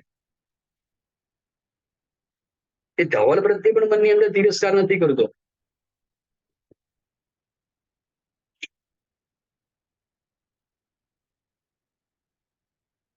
મનની અંદર છેલ્લી ક્ષણોની અંદર દ્વેષ નથી કરતા. બચીશું કે નહીં બચવું ખબર નથી. અને એ વખતે જ્યારે એમાં પડ્યા અને તરત જ એમને નવકાર મહામંત્રનું સ્મરણ કર્યું, 9 પદનું સ્મરણ કર્યું. ખરેખર 9 પદને કેવી રીતે ઘૂંટ્યું? આપણને મનમાં એક વિચાર કરવાનો કે આપણી જ્યારે અંતિમ ક્ષણ હોય, છેલ્લી ક્ષણ હોય, એ વખતે આપણી પડખે અરિહંત પરમાત્મા બેસશે. એ અરિહંત પરમાત્મા માથે હાથ મૂકીને આપણને એમ કે દીકરા કોઈ ચિંતા નહીં કર, તું સાધક છે, આરાધક છે અને સમાધિમય તારું મૃત્યુ છે. એ સમાધિમય મૃત્યુ ક્યારે મળે કે જ્યારે આખું જીવન સમાધિમાં જીવ્યા હોય.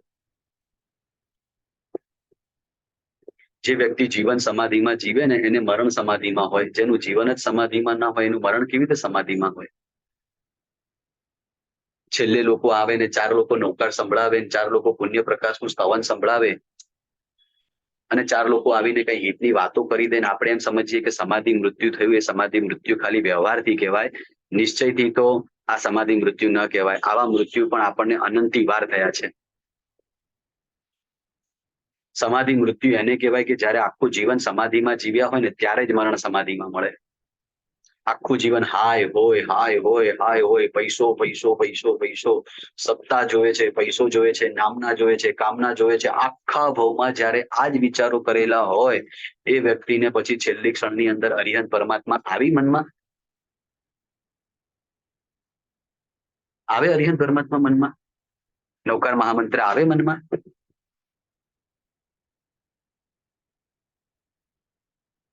એ વખતે શ્રીપાળ નૌકાર મહામંત્રનો જાપ, સિદ્ધ ચક્રનું ધ્યાન અને તરત જ એ પુણ્યનો ઉદય ગણો. એક મગરમચ્છ ઉપર પડ્યા અને એ મગરમચ્છ છે દરિયાના કિનારાથી ઉપર લાવીને મૂકી દીધા અને શ્રીપાળ મહારાજા ત્યાં બેહોશ અવસ્થામાં સૂતા છે.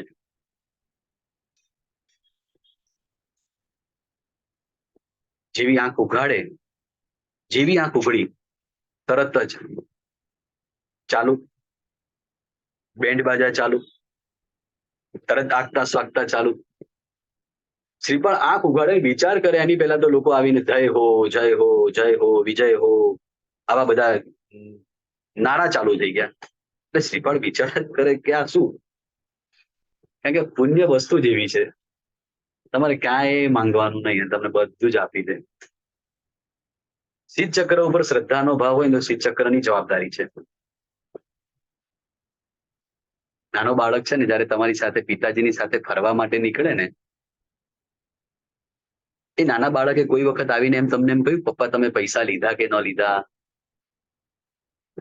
ખબર જ છે કે પપ્પા સાથે છે તો પછી ચિંતા કરવાની શું જરૂર છે? પપ્પા સાથે છે તો ચિંતા કરવાની જરૂર શું છે? પરમ પિતા મારી સાથે છે તો ચિંતા કરવાની જરૂર પણ શું છે?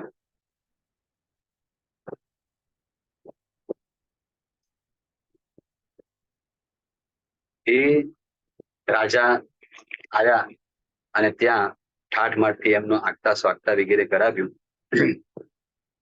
અને આગતા સ્વાગતા કરાવી અને પોતાની દીકરીને ત્યાં પરણાવી.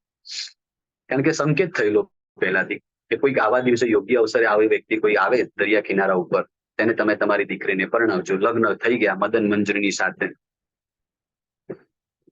ત્રીજા લગ્ન, મહિના ચોથી, ધવલ શેઠે તો રડવાનું ચાલુ કરી દીધું, એકદમ ચોગાર આંસુએ રડે છે, નાટક ચાલુ કરી દીધા. બે સ્ત્રીઓ આવી છે અને વિચારે છે, જોવે છે કે ભાઈ આ બધા જ કાવતરા ધવલના જ છે, છતાંય પણ પોતે સંભાવમાં રડી રહ્યા છે. પોતે મનની અંદર દુઃખ છે, છતાંય નવપદજી ઉપર શ્રદ્ધાનો ભાવ છે. પોતે વિચાર કરે છે કે હવે અમારું શિયાળનું રક્ષણ કોણ કરશે? અને એ વખતે એ બે સ્ત્રીઓ વિચાર કરી રહ્યા છે કે હવે અમારું રક્ષણ કરનાર કોઈ નહીં અને હવે અમારા શિયાળનું રક્ષણ નહીં થાય. એટલે એમ વિચારી અને સમુદ્રમાં જ્યાં પડવા માટે જાય ત્યાં આખું વાતાવરણ બદલાઈ જાય અને દેવી પ્રસન્ન થયા. કોઈ ચિંતા નહીં કરો. અને એ વખતે જે ઓલો ખરાબ મિત્ર, દુષ્ટ મિત્ર, જેને ધવલને ખોટી સલાહ આપી હતી, એનો તો તરત જ દેવીએ મારી નાખ્યો. અને ધવલ દોડતો એ બે સતી સ્ત્રીઓના ચરણોમાં જઈને બેસી ગયો અને સતી સ્ત્રીઓને બચાવવાની વિનંતી કરે છે. અને ત્યારે એ બે વખતે એ બે સ્ત્રીઓ એને બચાવે છે. કારણ કે ખાનદાન આ જ છે, ગુણ આ જ છે. ગમે એટલું મારું ખોટું કર્યું હોય, ગમે એટલું ખરાબ કર્યું હોય, પણ જયારે વ્યક્તિ મારી પાસે ક્ષમા માંગતો હોય ને, હાથ જોડતો હોય ને, તો મારું કર્તવ્ય એ છે કે એને માફ કરી દેવું જોઈએ.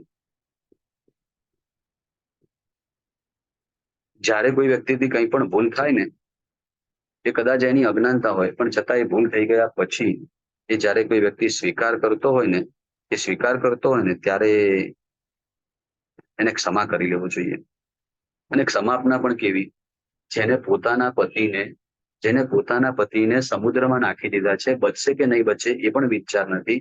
અને એ વ્યક્તિ જ્યારે શરણે આવે ને, ત્યારે એને પણ ક્ષમા આપવાનું કર્તવ્ય એ પૂર્વના કાળના કે મહાપુરુષોમાં હતું, એ સતી સ્ત્રીઓની અંદર હતું, એ સામર્થ્ય હતું. આ ક્ષણની અંદર મદન રેખા કરીને આપણા પૂર્વના કાળની અંદર એક સતી થઈ ગયા, જેને પોતાના સગા ભાઈએ પોતાના નાના ભાઈને મારી નાખ્યો. અને એ વખતે પોતાના ખોળામાં, એટલે મદન રેખાના ખોળામાં એના પતિનું માથું છે, છેલ્લી ક્ષણો છે. અને એ વખતે નૌકાર ગણે છે અને એ વખતે એ જ શિક્ષા આપે છે, તમે તમારા ભાઈ ઉપર દ્વેષ નહીં કરતા, તમે તમારા ભાઈ ઉપર તિરસ્કાર નહીં કરતા. કેવા કાળના મહાપુરુષો હતા ને, આપણે આવા મહાપુરુષોના આપણે વંશજો છીએ.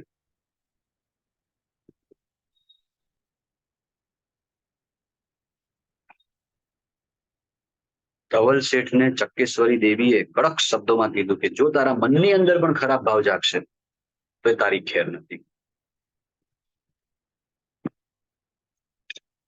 અને બે સ્ત્રીઓને એમ કે છે કે તમે કોઈ ચિંતા નહીં કરો, 1 મહિનો પૂરો થશે ને તમને શ્રીપાલ તમને મળી જશે.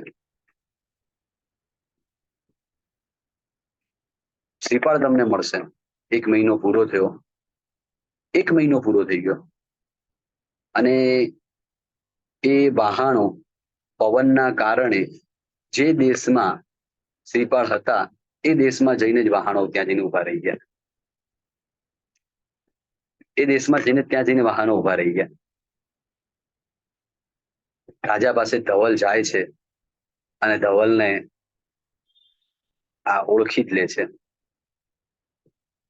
શ્રીપાળ પણ ધવલને ઓળખી લીધા. મનમાં ડર લાગ્યો ત્યાં રાજાને મારી બધી વાત કહી દેશે, રાજા મને મારી નાખશે તો. અને છતાં પણ એ વખતે શ્રીપાળ એમ નથી બોલતા. અહીંયા એક વાત મારે તમને કહેવાની હતી ને મારાથી મનમાં વિચાર આવ્યો કે જ્યારે શ્રીપાળ નદી સમુદ્રમાં પડ્યા અને સામેના કિનારા ઉપર આવી ગયા પછી એમને લગ્ન કર્યા. એમને મનમાં પહેલા એ વિચાર ના કરવો જોઈએ કે મારી બે પત્નીનું શું થતું હશે, મારી બે પત્ની બરાબર હશે કે નહીં હોય, ધવલે એને નુકસાન પહોંચાડ્યું છે કે નહીં પહોંચાડ્યું હોય. મારું કર્તવ્ય છે મારે એમનું રક્ષણ કરવાનું, મારું કર્તવ્ય છે, મારી ફરજ છે. મેં એની સાથે લગ્ન કર્યા છે, મારી ફરજ છે. આ વિચારો બધા શ્રીપાલના મનમાં નહીં આવ્યા. ત્યારે મસ્ત મજાની વાત હતી કે શ્રીપાલના મનમાં કંઈ જ વિચાર નતો આવ્યો. એનું કારણ એ હતું એ પોતે જાણતા હતા કે રક્ષણ કરનાર હું કોણ છું. રક્ષણ કરનાર તો નવપતજી છે, રક્ષણ કરનાર તો પરમાત્મા છે. પરમાત્મા રક્ષણ કરે, હું કેવી રીતે રક્ષણ કરી શકું? મારી પાસે સામર્થ્ય થોડું છે કે હું લોકોનું રક્ષણ કરી શકું. આ બહુ મોટો આપણો ભ્રમ છે કે હું લોકોનું પાલન કરું છું, પોષણ કરું છું. આ ભ્રમને નીકાળી દેવાનું. હરિહંત પરમાત્મા ભગવાન એનું રક્ષણ કરનારા છે, નવપતજી એનું રક્ષણ કરનારા છે. જે નવપતજીએ મારું રક્ષણ કર્યું છે એ નવપતજી એમનું રક્ષણ કેમ નહીં કરે? હું રક્ષણ કરનાર કોણ? શ્રદ્ધા આ હોય, કર્તૃત્વ ભાવ પોતાનામાં ના હોય, કર્તૃત્વ ભાવ પરમાત્માને આપે. પરમાત્મા કરતા હરતા છે. મારા પરમાત્માની કૃપા થાય તો જ આ વસ્તુ થાય. મારા પરમાત્માની કૃપા વગર આ કાંઈ જ ના થઈ શકે. આજે આંબિલની હોળીમાં પણ કોઈ કરતા હોય ને ત્યારે પણ મનમાં જ આ વિચાર કરવાનો કે દેવગુરુની કૃપા વગર આંબિલ થાય. ત્યારે સવારની ચા વગર આપણે ન રહી શકીએ. સવારે ઉઠતાની સાથે આપણે ચા જોઈએ અને પછી જ આપણું માથું ઉતરે અને આપણે નવપદની આંબિલની હોળીઓ સારી રીતે કરી શકીએ. એ તો ગુરુ ભગવંતોની કૃપા અને પરમાત્માની કૃપા વગર ન થઈ શકે. હો, આ જે સઘળું સારું થાય છે બધું જ પરમાત્માની કૃપાથી થાય છે. આ જે સઘળું સારું થાય છે સઘળું પરમાત્માની કૃપાથી થાય છે. આ શ્રદ્ધાનો ભાવ હતો. આપણે હોઈએ ને, મારા દીકરાને સાચવવાની જવાબદારી મારી છે, મારા પરિવારને સાચવવાની જવાબદારી મારી છે, મારા આટલી મોટી ઓફિસને સંભાળવાની જવાબદારી મારી છે. તો પરમાત્માની જવાબદારી શું?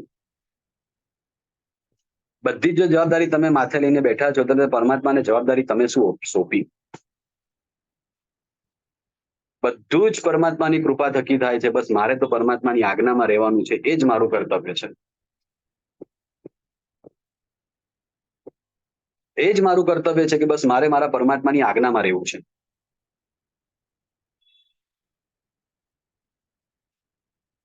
શ્રીપાળને એ શ્રદ્ધાનો ભાવ હતો. શ્રીપાળને નવપદ પ્રત્યે એ શ્રદ્ધા હતી. રક્ષણ કરનાર જો કોઈ હોય તો એ માત્ર ને માત્ર નવપદજી જ છે. નવપદજી જીવા બીજું કોઈ જ રક્ષણ કરનાર નથી.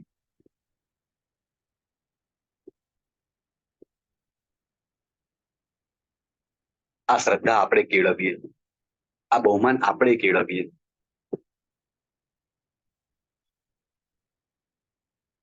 આગળ ઘટના ચાલે. એ ધવલને મનમાં ડર લાગ્યો કે આ શ્રીપાળ મને જોઈ ગયા છે અને આ શ્રીપાળ કદાચ જો રાજાને કહી દેશે તો રાજા મને દંડ કરશે, મને મારી નાખશે. તો એટલે કે ત્યાં કોઈ નીચ કુળવાળા વ્યક્તિઓ જતા હતા.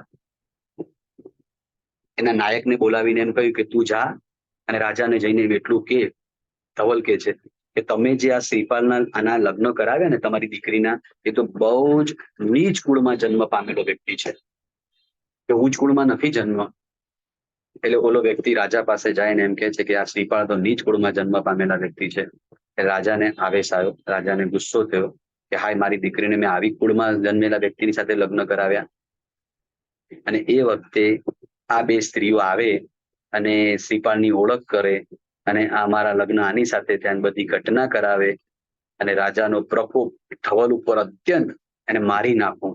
અને એ વખતે પણ ધવલને શ્રીપાળ બચાવે. આટલું નુકસાન પહોંચાડનારને તમે કેટલી વાર બચાવશો? ખરેખર જોવા જઈએ તો ધવલનો ઉપકાર શું છે? ધવલને ઉપકારી માને છે. શ્રીપાળ ધવલને ઉપકારી માને. એ ખાલી વાહનમાં તમે બેસાડો એના માટે આટલા ઉપકારીથી આટલું બધું જતું કરવાનું? ખાલી એમાં વાહનમાં બેસાડે એમાં પણ પાછા સોના મોહરો લીધા છે ભાડા પેટે. ધવલને ઉપકારી માને છે. ત્યારે મારો મોટામાં મોટો ઉપકારી. શું ઉપકાર કર્યો? કાંઈ જ ઉપકાર નથી કર્યો.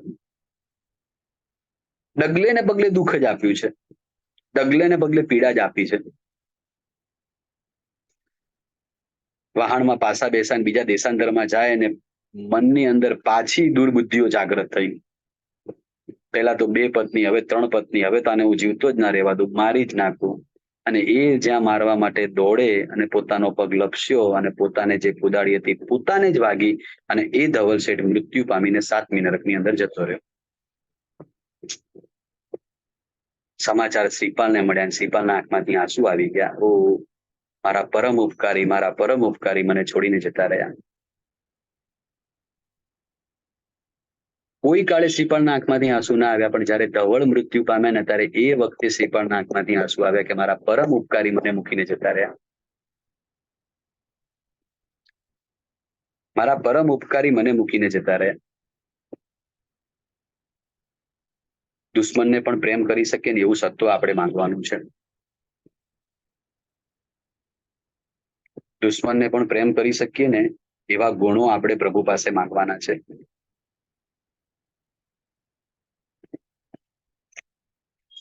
ઉપકારીઓના તો ઉપકારને આપણે ક્યારેય નથી ભૂલવાના. અપકારી પણ આપણા માટે ઉપકારી છે એવી દ્રષ્ટિ આપણે કેળવવાની છે. જે નાનો પણ ઉપકાર કરે એના ઉપકારને તો મારે મોટો માનવો.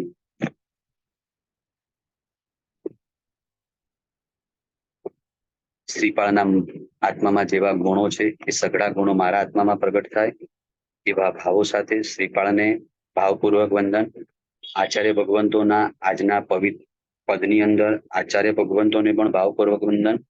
ને આવતીકાલે ઉપાધ્યાયજી ભગવંતનું પદ, ઉપાધ્યાય ભગવંતના પદની આપ આરાધના કરશો. એ ઉપાધ્યાય ભગવંતોના ગુણોને મનમાં લાવજો. એ ઉપાધ્યાય ભગવંતના 27 ગુણો છે. એ 27 ગુણોને મનમાં ધારણ કરવાનો પ્રયત્ન કરજો. ઉપાધ્યાય યશુ વિજયજી, ઉપાધ્યાય માન વિજયજી, ઉપાધ્યાય રૂપ વિજયજી જેવા મહાપુરુષો પૂર્વના કાળની અંદર થઈ ગયા, જે ઉપાધ્યાય પદને ધારણ કરી અને સૂત્રોથી શાસ્ત્રની દેશના આપે છે અને આપણા શાસનની રક્ષણ કરે છે. કારણ કે શાસ્ત્ર જે શાસન છે ને એ સૂત્રથી દેશની સ્વાધ્યાયથી જ ચાલે છે. સાધુના 2 જ પ્રાણ હોય, એક સ્વાધ્યાય અને એક પરમાત્માની ભક્તિ. આ જ સાધુના 2 જ શ્વાસ છે, 2 જ પ્રાણ છે. ચાલે નહીં, પરમાત્માની ભક્તિ વગર ન ચાલે અને શાસનની સાધના વગર ન ચાલે, સ્વાધ્યાય વગર ન ચાલે. તો આ સ્વાધ્યાયને લોકોના હૃદય સુધી પહોંચાડવાનું કામ એ ઉપાધ્યાય ભગવંતો કરે છે. આખા બગીચાને લીલુંછમ રાખે. માળી હોય ને બગીચાને લીલોછમ રાખે ને આખા જૈન શાસનને સ્વાધ્યાયથી ધગમગતું રાખે. આચાર્ય ભગવંતો ના હોય તો આપણને પરમાત્માના સૂત્રો પણ બતાવે. માળી જો નહીં હોય તો બગીચો જ નહીં રહે, એ આખું વન થઈ જશે, જંગલ થઈ જશે. એ જંગલ ન થતા બગીચો બન્યો એનો આભાર માળીને છે. આ શાસન પણ જે સારામાં સારી રીતે ચાલી રહ્યું છે એના ફાળામાં ઉપાધ્યાયજી ભગવંતનો પણ મોટો ફાળો છે. એવા ઉપાધ્યાયજી ભગવંતને ભાવપૂર્વક વંદન કરી એમના ગુણોને મનમાં લાવી અને બહુ સારામાં સારી આરાધના, સારામાં સારી સાધના કરજો. નજીકમાં જલ્દી આપણો મોક્ષ થાય, નજીક મારા આત્માનો મોક્ષ થાય અને સઘળા જીવો પ્રત્યે મારો પ્રેમ ભાવ વધતો જાય એવા શુભ ભાવો સાથે, સઘળા જીવો પ્રત્યે મારો પ્રેમ ભાવ વધતો જાય એવા શુભ ભાવો સાથે આરાધના કરજો. કાલે આપણે ઉપાધ્યાય પદની સાથે મારા દીકરા દીકરીની પણ મારા માટેની કોઈક ફરજ છે, એની સાથે થોડીક વાતો આપણે કરીશું. જીનાજ્ઞા વિરુદ્ધ આજે કંઈ પણ બોલાયું હોય તો મિચ્છામી દુક્કડમ. પચખાણ, પાણહાર, પાણહારનું પચખાણ, પાણહાર દિવસની પચકાઈ, ચોવીમ પાણહાર દિવસની પચકાઈ અનંતનામ સસાગણમ મહત્તરગણમ સપસ્મય વિદ્યાગણમ વશિરઈ વશિરામી. દિવસની પચકાઈ ચોવ્યમ પિયારમ દિવ્યમ પિયારમ દુવ્યમ પિયારમ અસણમ પાણમ પૈમમ સાઈમમ અનંતણ ગુણ સસાગણમ મહત્તરગણમ સપસ્મય વિદ્યાગણમ વશિરઈ વશિરા. બરોબર. એ પ્રશ્ન આજે 7:30 થઈ ગયા. એક પ્રશ્ન છે કોઈને? કોઈને કઈ પ્રશ્ન હોય તો અનમ્યુટ કરીને પૂછી શકશો. પ્રણામ. એક પ્રશ્ન છે ભાઈ. ઉપાધ્યાય પદ અને આ જે પન્યાસ પદની પદવીઓ અપાય છે બંને વચ્ચે શું ફરક? હા, એ હું છે ને આપણે કાલે 5 પદવી, ઉપાધ્યાય, આચાર્ય, ઉપાધ્યાય, પછી પ્રવર્તક પદવી, સ્થવિર પદવી, ગણાવચ્છેદક પદવી, ગણીવર પદવી, આ બધી જ પદવીનું એક મહત્વ તમને હું કાલે પાઠમાં જ આવવાનું છે, કાલે જ સમજાવી દઈશ બધા જ પદોનું સાથે, કે આચાર્યમાં શું, સંન્યાસજીમાં શું. કાલે આખો પાઠમાં જ લઈ લઈશ એ વસ્તુ. સાહેબ સાતામાં છો સાહેબ? હાજી સાહેબ. પ્રણામ સાહેબ, પ્રણામ સાહેબ. ઉપાધ્યાય ભગવાનના 25 ગુણો છે, આપે 27 ગયા છે.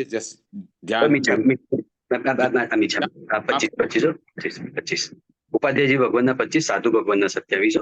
મિચ્છામી દુક્કડમ 25 ગુણો છે. મિચ્છામી દુક્કડમ 27 નીકળી ગયા.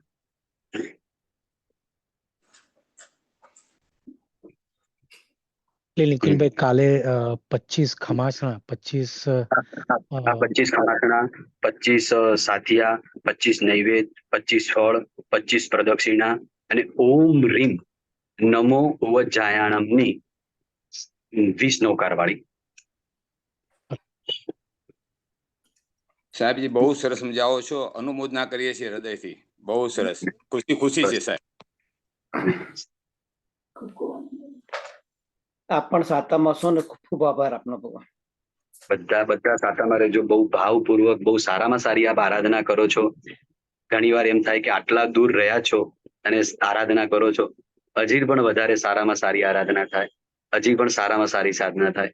અને સૌથી મોટું કર્તવ્ય તો ભગવાનને હૃદયમાં રાખીએ અને ગુરુ ભગવંતોને હૃદયમાં રાખજો. જેટલા બને એટલો એમનો આદર ભાવ કેળવજો, કે એ આદર ભાવ તમને આરાધનામાં પરિણામ પામે, અને એ આરાધનામાં પરિણામ પામેલો આદર ભાવ તમારા આપણા બધાના આત્માનું કલ્યાણ કરનારો બને. ખરેખર બહુ આનંદ છે. સાતામાં રહેજો. આપની ખૂબ ખૂબ અનુમોદના. ખૂબ ખૂબ અનુમોદના. પ્રણામ. સાતામાં રહેજો. ખૂબ ખૂબ અનુમોદના. બધા તપસ્વીઓ સાતામાં છો. રહેજો. પ્રણામ. જય જીનેન્દ્ર. નિકુંજભાઈ ખૂબ ખૂબ આભાર તમારો, અને બધા તપસ્વી સાતામાં રહેજો. કાલે આપણે આ જ ટાઈમે 8:30 વાગે મળશું અને ઉપાધ્યાય પદનું મહત્વ સમજશું અને મૈણા સુંદરી શિપાળ મહારાજના રાસમાં આગળ વધશું. બધાને પ્રણામ. જય જીનેન્દ્ર. સાતામાં રહેજો.